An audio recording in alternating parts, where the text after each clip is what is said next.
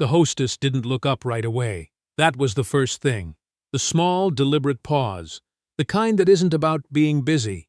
Lenora noticed it the way she noticed most things. Quietly, completely, without letting it show on her face. The restaurant was called Brasserie Aldgate. It sat on the ground floor of a boutique hotel in downtown Charleston, the kind of place where the menus had no prices on the women's copy, and the bread came in a linen-lined basket with 3 kinds of butter. Lenora had walked past it 100 times over the years. Today was the first time she'd walked in. She was wearing a cardigan, sage green, soft at the elbows. Her bag was canvas, not leather. Her shoes were clean but not new. She looked as she often did when she wasn't trying to look like anything in particular, like a woman who might be a librarian, or a retired school teacher, or someone's very sensible aunt. She was 47 years old. She was about to have lunch with her granddaughter. Her granddaughter's name was Cleo. She was 7, and she had a gap between her 2 front teeth, and she was currently holding Lenora's hand with both of hers, swinging it slightly, because that was what Cleo did when she was excited. They had spent the morning at the aquarium. They had seen jellyfish and a sea turtle and a shark that Cleo had named Gerald, and now they were here because Cleo had pointed at the window on the walk back to the car and said, "Grandma, that place looks fancy," and Lenora had said, "Then let's go." The hostess looked up. Her name tag said Brianna. She was perhaps 25, with the particular kind of composure that comes from being trained to smile at people while privately sorting them. She looked at Lenora. She looked at Cleo. Something shifted, almost imperceptibly, behind her eyes. "Do you have a reservation?" "We don't," Lenora said. "Walk-ins are first come, first served, there may be a wait." Lenora looked around. The restaurant was perhaps a third full. 2 tables by the window were open. A booth near the back was open. 4 seats at the bar were open. "That's fine," she said. Brianna picked up 2 menus and led them. Not to the window, not to the booth, but to a narrow 2-top near the service corridor between the kitchen entrance and the wait station, where the noise from behind the swing door came through in regular bursts, and the smell of dish soap was present underneath everything else. Cleo didn't say anything. She climbed into her chair and folded her hands on the table and looked up at Lenora with the particular expression she used when she was waiting to see what the adults would do. Lenora sat down. She picked up the menu. She said nothing. The server who came to their table was young, a college student by the look of him, with a name tag that said Finn and a slightly apologetic set to his shoulders, like he already knew something about the situation that he hadn't agreed to. He was kind. He brought Cleo a glass of juice without being asked and explained the children's menu with genuine enthusiasm, pointing out that the mac and cheese was actually really good, not the fake stuff. Cleo ordered the mac and cheese. Lenora ordered the crab bisque and a glass of sparkling water. While they waited, Cleo told Lenora everything she remembered about Gerald the shark. This took approximately 11 minutes and included a detailed theory about what Gerald ate for breakfast and whether Gerald had friends or preferred to be alone. Lenora listened to all of it. She asked follow-up questions. She did not look at the other tables. She had learned a long time ago not to look at the other tables. The bisque arrived. It was very good, cream-heavy, with a depth of flavor that suggested real stock, real time. Cleo's mac and cheese arrived in a small cast-iron skillet, which Cleo found deeply impressive. They ate. At the table by the window, the one Lenora had noticed immediately, the one with the light coming through at that particular afternoon angle that makes everything look like a painting. A family of 4 was finishing their meal. The mother was laughing at something. The father was refilling his water glass. 2 kids, roughly Cleo's age, were drawing on the paper liner of the table with the crayons the hostess had brought them without being asked. Cleo watched them for a moment. She turned back to Lenora. She said, "Grandma, why do we have to sit by the kitchen?" Lenora looked at her granddaughter.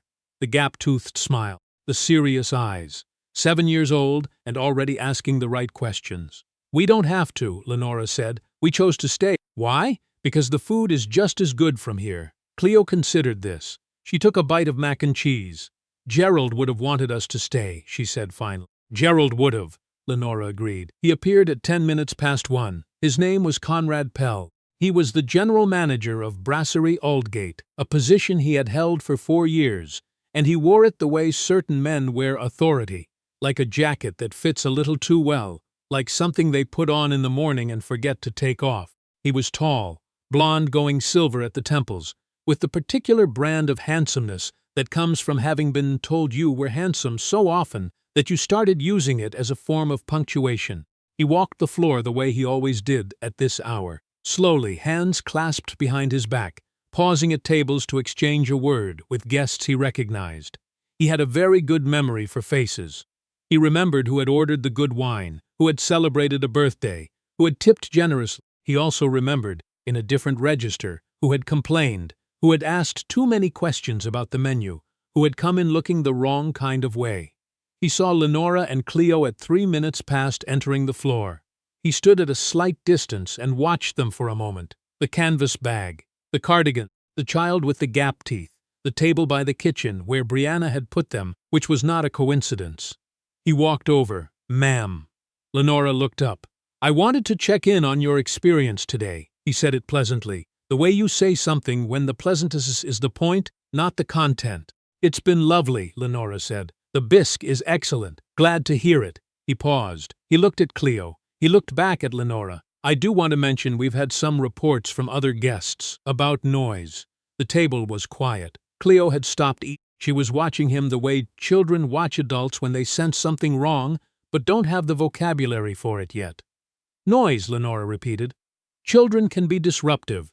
In a dining environment like this, our guests come for a particular experience." He smiled. It was a practiced smile, the kind that keeps its shape regardless of what the eyes are doing. "I'm sure you understand." Lenora set down her spoon.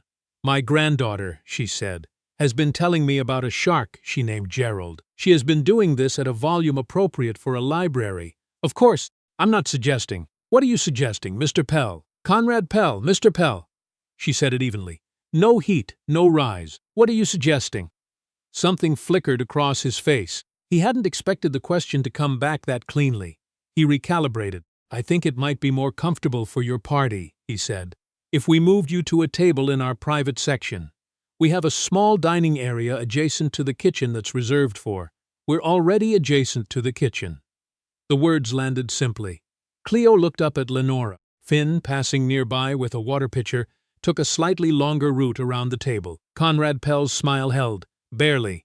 I assure you, ma'am, this is purely a matter of Mr. Pell." Lenora's voice was the temperature of a glass of water, clear still, not warm. "I know exactly what this is a matter of, and I'd encourage you to think carefully about your next sentence." He didn't. That was the thing about men like Conrad Pell. They had never been made to think carefully about their next sentence, and so they had never developed the muscle for it. "I think," he said, drawing himself up slightly, "that if you're going to make this into something it isn't, I may need to involve the authorities." The restaurant had gone quieter than it had been. Not silent. The ambient noise of cutlery and conversation continued, but the particular quiet of people who are pretending not to listen. Cleo reached under the table and found Lenora's hand. Lenora let her hold it. "Then involve them," she said. Conrad Pell went back to his office. This was a mistake, though he didn't know it yet. He was operating on a particular kind of confidence. The confidence of a man who has always found that the world arranges itself to confirm his initial read of a situation. He had looked at Lenora, and he had seen a woman who would be embarrassed enough by the mention of police to quietly settle her bill and leave. He had been wrong about this. He had also been wrong about something else, something more consequential, but he hadn't reached that part yet. He called the non-emergency line for the Charleston Police Department.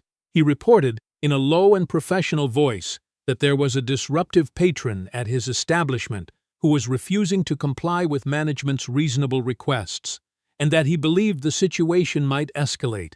This took 4 minutes. In those 4 minutes, at the table by the kitchen, Lenora finished her bisque. She helped Cleo with the last of the mac and cheese, the part that had cooled and gone slightly sticky. She asked Finn for the check, which he brought immediately, with an expression that she recognized as guilty and which she did not hold against him. She also made a phone call. It lasted 90 seconds. She said 4 sentences. The last one was, "No, don't rush. I'll be here." She put her phone back in her canvas bag. She paid the check.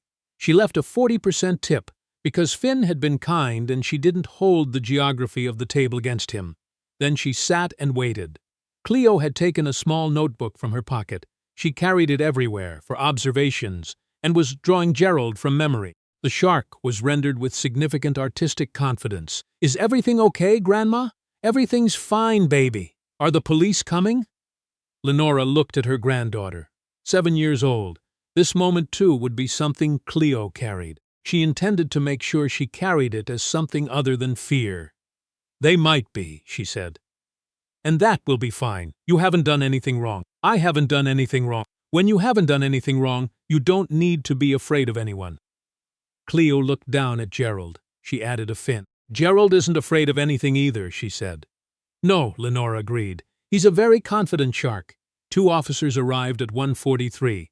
Their names were Officer Tatum and Officer Reese. They were professional and slightly wary, in the way that officers who have answered noise complaints at upscale restaurants are wary, aware that these calls are often less about the law and more about someone's feelings about someone else's presence. Conrad Pell met them at the door. He shook their hands. He explained, in smooth and reasonable tones, that there had been a disturbance, that a patron had refused to comply, that he was concerned for the comfort of his other guests. Officer Tatum looked across the restaurant. Lenora was sitting with her hands folded on the table. Cleo was drawing in her notebook. The table around them was clean. Their plates had been cleared. Lenora was drinking the last of her sparkling water. "Which patron?" Officer Tatum said. Pell pointed. The 2 officers walked over. "Ma'am," Officer Tatum said. "We had a call." "I know," Lenora said. "Please sit down. Or stand, if you prefer." She looked at Cleo. "Sweetheart, show Officer Tatum your drawing." Cleo held up Gerald. Officer Tatum looked at the drawing for a moment. "That's a great shark," she said. "His name is Gerald," Cleo said. "We saw him at the aquarium this morning." Officer Reese looked at Officer Tatum. Officer Tatum looked back at the restaurant, at Conrad Pell standing near the host stand, at the perfectly orderly table, at the 7-year-old with the notebook. "Ma'am," she said carefully, "can you tell me what happened here today?"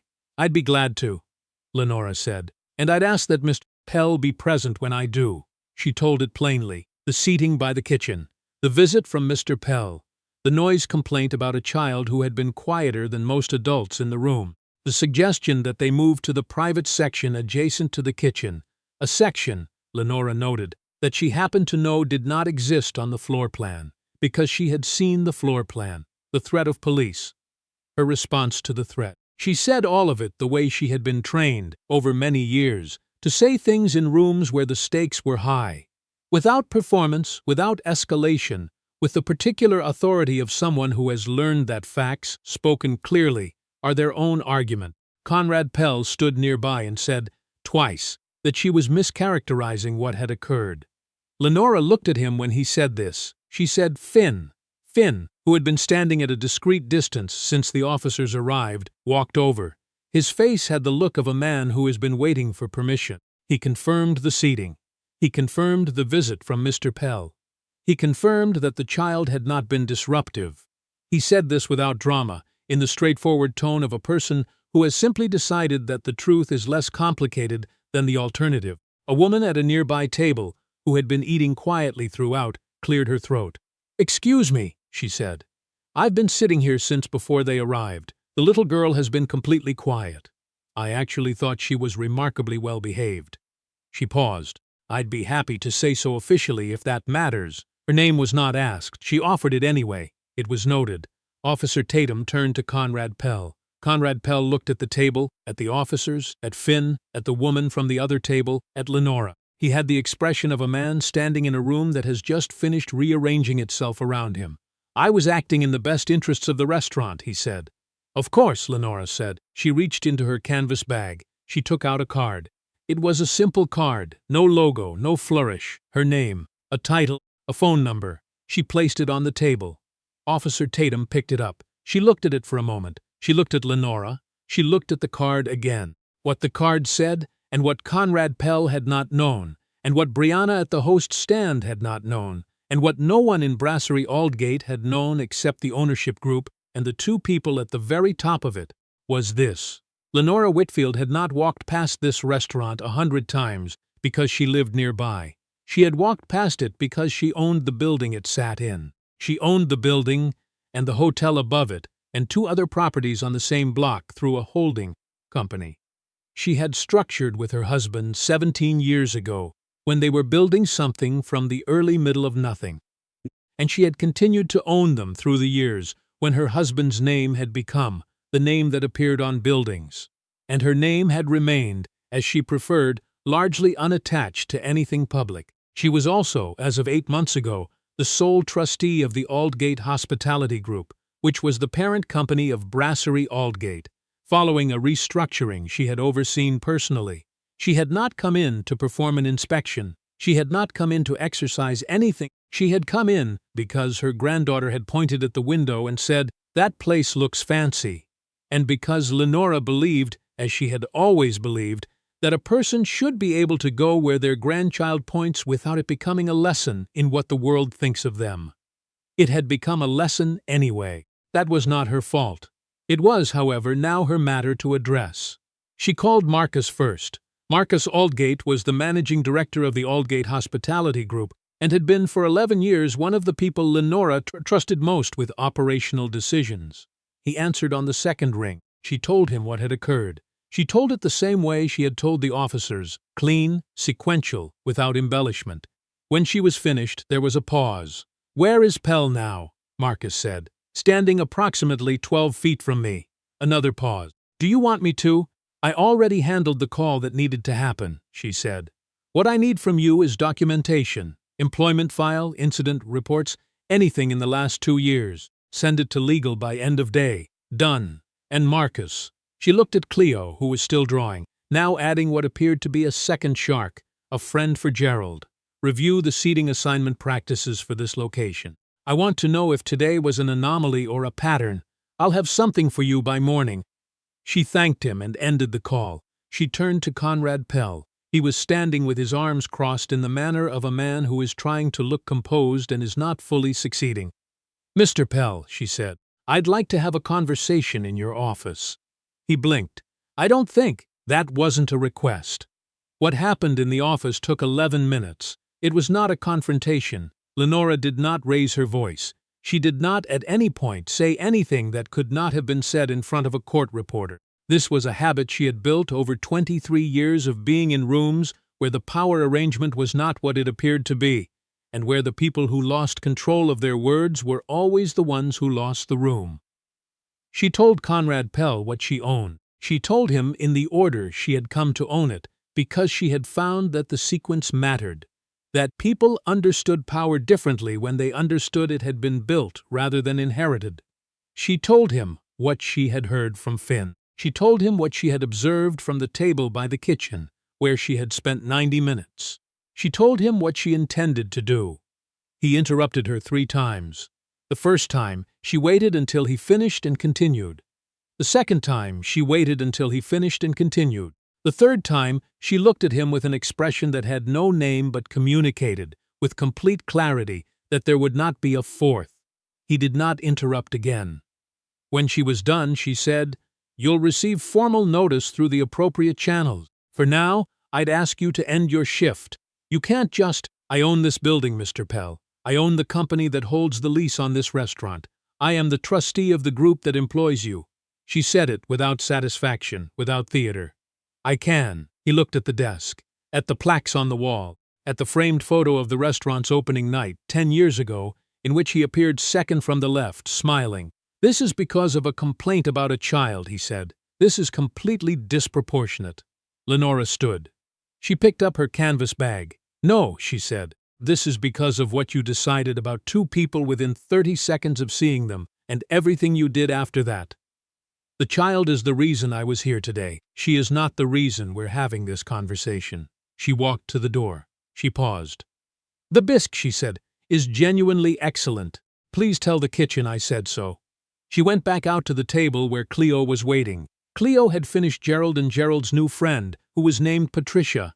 "Grandma," she said, "are we in trouble?" Lenora sat down. She looked at her granddaughter for a moment. The serious eyes, the gap-toothed mouth, the small hands holding the notebook like it contained something important, which it did. "No," she said. "We are not in trouble." "Is that man in trouble?" "That man made some choices today that had consequences." "That's not the same as trouble." That's just how things work. Cleo thought about this. Like when I broke the vase and had to say sorry to Grandpa? Something like that, except he has to say sorry to a few more people. Cleo nodded. This seemed sufficient. She tore a page from her notebook. She drew Gerald quickly from memory. The confident lines, the implied forward momentum of a shark who knows where he is going. She wrote something at the bottom in her careful 7-year-old print. She handed it to Finn on their way out. Finn looked at it. It said, "Thank you for the mac and cheese. It was really good."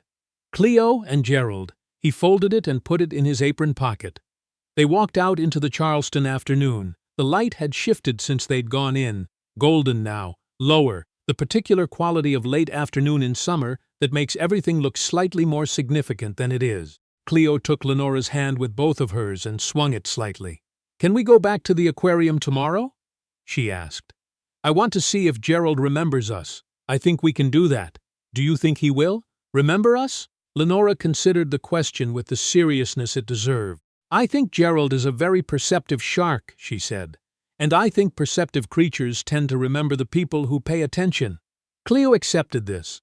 They walked to the car. Behind them, through the glass front of Brasserie Aldgate, the afternoon light fell across the table by the window, the one that had been empty all afternoon, the one no one had been sitting in, the one that would, going forward, be the first one offered to every guest who walked through the door, regardless of what they were wearing, or what they looked like, or what anyone decided about them in the first 30 seconds. That change would be implemented the following Tuesday as part of a broader operational review, following a memo from the Aldgate Hospitality Group's trustee that was 18 lines long and left no room for interpretation. Marcus Aldgate, reviewing the seating data for the past 14 months, found that the pattern was not an anomaly. That finding was also documented. Both documents went to legal. The rest is the kind of thing that takes time, the slower machinery of accountability, the paperwork and the processes, the changes that don't happen in a single afternoon, but that begin in one, quietly, at a table that smelled of dish soap, over a bowl of bisque that was genuinely excellent. If you're still here, thank you. Because the story you just heard isn't really about a restaurant. It's about what happens when someone decides that your value is determined by what you're wearing, by what you look like, by what they think they know about you before you've said a word. Lenora never raised her voice. She never made a scene. She sat with her granddaughter, and she let the truth do what it always does when you give it enough space and enough time. It did the work. If that landed for you, if you've ever been put at the wrong table, or watched someone you love be underestimated, or just needed to be reminded that quiet doesn't mean powerless, drop a comment below and tell us. We read every single one. And if you know someone who needs to hear this story today, share it with them. Sometimes the right story at the right moment is the thing that changes how a person walks into a room. Like and subscribe to Velvet Reckoning. There's more coming, and it matters.